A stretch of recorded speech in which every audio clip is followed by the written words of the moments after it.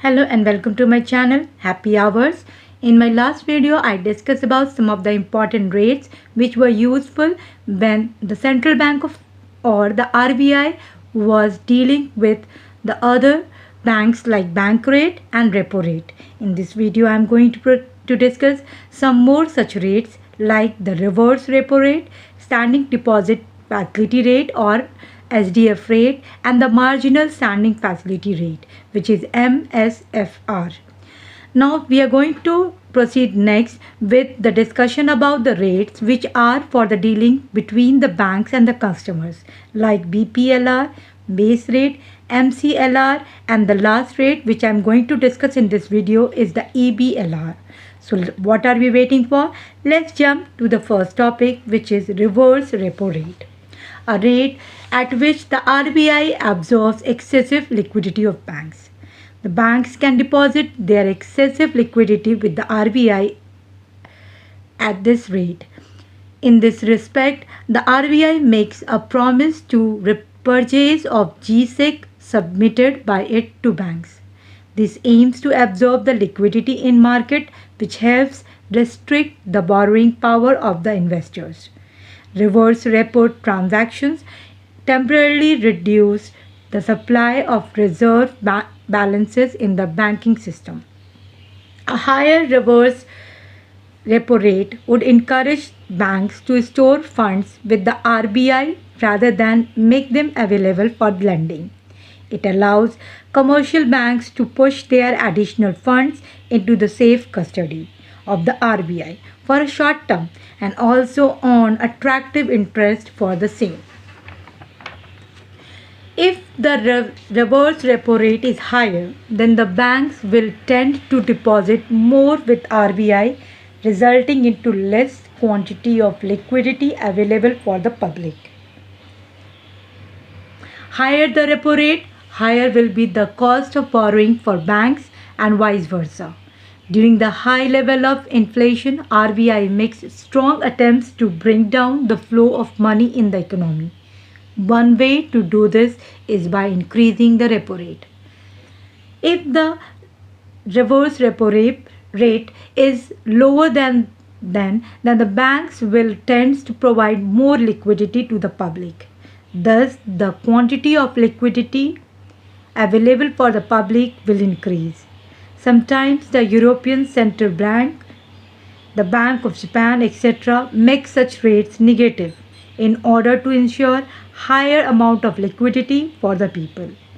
If the reverse repo rate is zero, there may no longer be abundant reserves in the banking sector, which increases the probability of an accident somewhere in the plumbing of the financial system.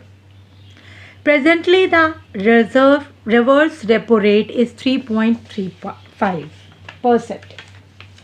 Next is the standing deposit facility, which is SDF rate. It was introduced in the year 2022 in April. Under it, banks can park their liquidity with the RBI for overnight. Thus, it an overnight deposit facility. It is to be noted that the RBI does not require to submit GSEC for these deposits. Hence, it is called as the UDF, which means uncollateralized deposit facility. It was introduced by RBI, and the SDF is the tool that absorbs liquidity from commercial banks without collateral. The government does not need to give securities to banks for deposits. The main purpose of this tool is to absorb excess liquidity from the banking system. The reverse repo involved banks receiving government securities for the extra cash given to the RBI. The SDF is an important tool as it enables the RBI to deal with unusual circumstances involving large quantities of liquidity and helps avoid issues that arise during events such as demonetization or the global financial crisis. The SDF is an overnight facility, meaning banks can deposit funds with RBI for a single day. However, the RBI has the option, if required, to absorb liquidity for a longer duration with the correct pricing. The banks can use e-Kuber also to avail this facility. And according to the present policy of RBI, the SDF rate is kept 25 basis point, or we can say 0.25% lower than the repo rate. Presently it is 6.25. The SDF rate forms the lower limit of rate corridor ensured by the RBI in the interbank money market, particularly the call money market, which is the market for overnight funds along the banks. In this, we have came to know a new topic, which is the rate corridor. What is the meaning of rate corridor? Rate corridor is an interest rate corridor in a system for guiding short-term market interest rates towards the central bank target or the policy rate. It consists of a rate at which the CBI, Central Bank of India, lends to banks, typically an overnight lending rate, and a rate of lending rate at which it takes deposit from them, which is the deposit rate. The rate of corridor can be explained from the following diagram.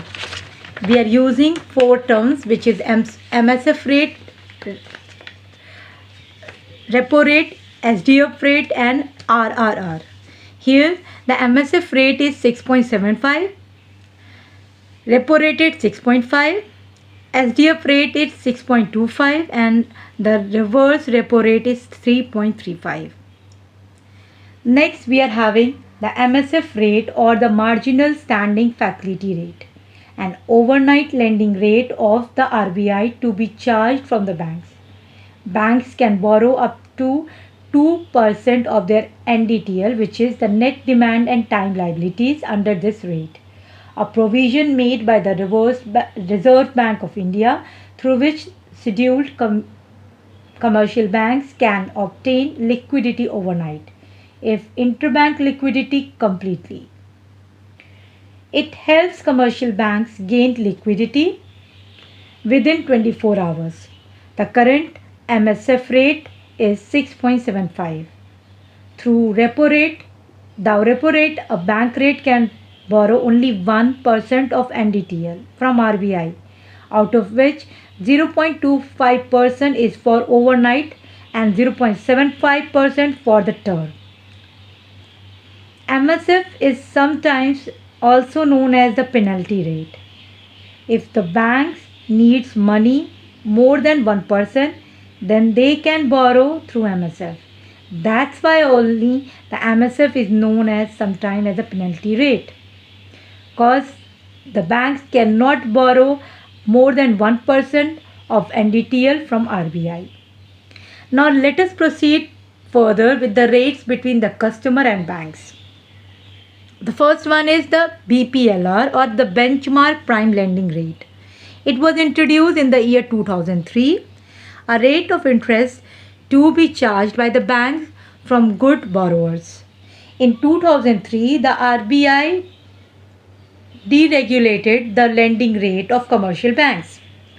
The RBI introduced the BPLR rate, or we can say the benchmark prime lending rate, in 2003 to determine home loan interest rates based on the average cost of funds. However, due to lack of transparency, the RBI replaced it with the base rate in 2010. Next rate is the base rate. It was introduced in the year 2010 and was recommended by the Deepak Mohanty Committee, introduced to ensure healthy competition among the banks. It was introduced as a floor rate below which bank could not keep the BPLR. Apart from other factors, the average cost of funds is the most dominant factor for the determination of the base rate. BPLR can be equal to the base rate but never below the base rate. There is a concept we should know, and that is the oligopolistic. What is the meaning of oligopolistic? And is the companies rule over many in a particular market or industry, offering similar goods and services. Because of a limited number of players in the oligopolistic market, competition is also limited, allowing every firm to operate successfully. Which means whenever there is the big market, and then only few companies can play there. Many of the new companies cannot take part into this. Next one is the MCLR. MCLR stands for marginal cost of funds based lending rate, and it was introduced in the year 2016.